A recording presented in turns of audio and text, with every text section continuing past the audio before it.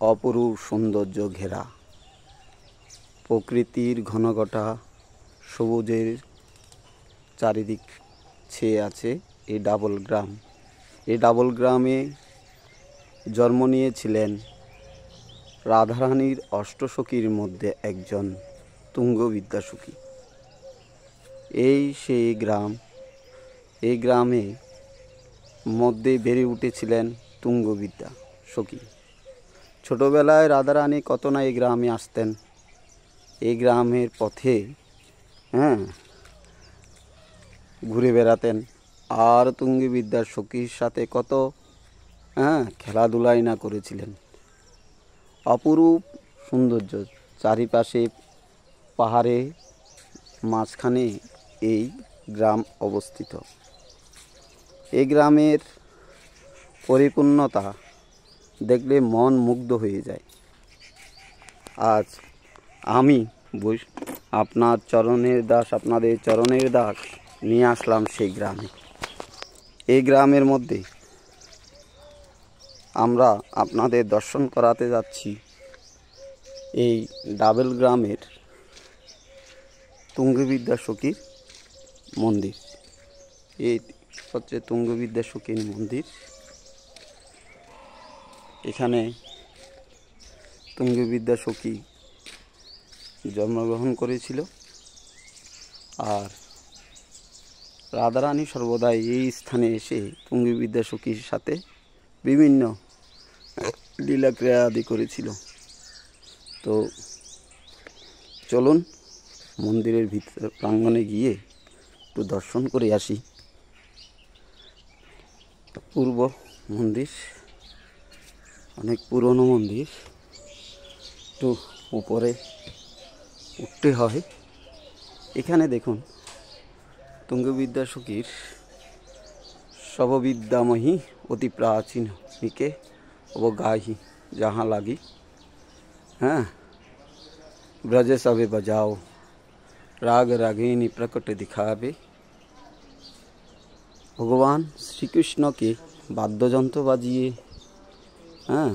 चित्र अंकन करे যুগল কিশোরের সৌন্দর্য বর্ধন করতেন। কেন আরও অনেক ভক্তবৃন্দরা এসেছেন। চলুন এনাদেরকেও একটু দর্শন করে আসি। বাবা আপ कहाँ से आया? मैं आया हूँ আপনারা ঠাকুর দর্শন করুন। তুঙ্গবিদ্যা সখী ঠাকুর, অপূর্ব দর্শন।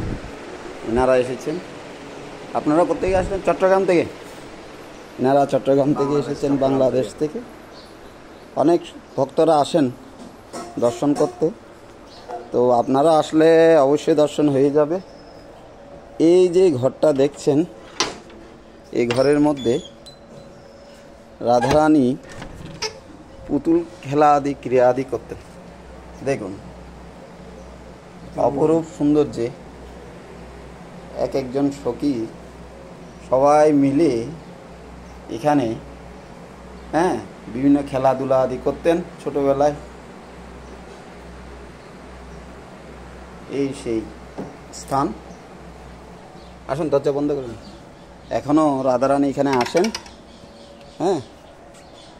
गुड़िया खेलन के लिए प्राचीन दिव्य स्थली।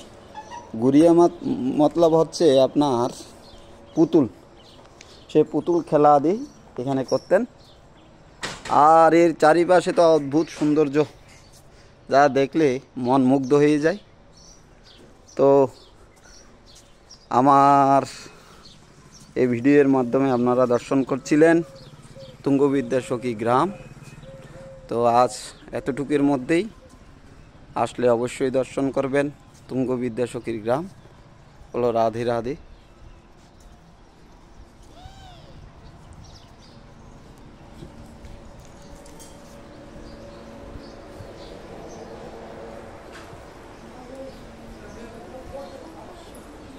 दक्षिणे चरा दिया, चलो बनाने दिया होगा।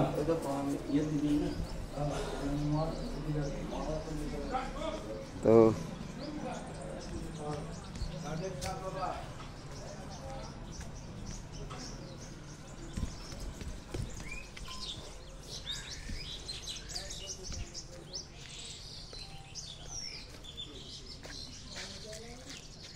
এখন আমাদের যাবার পালা। রাধে রাধে।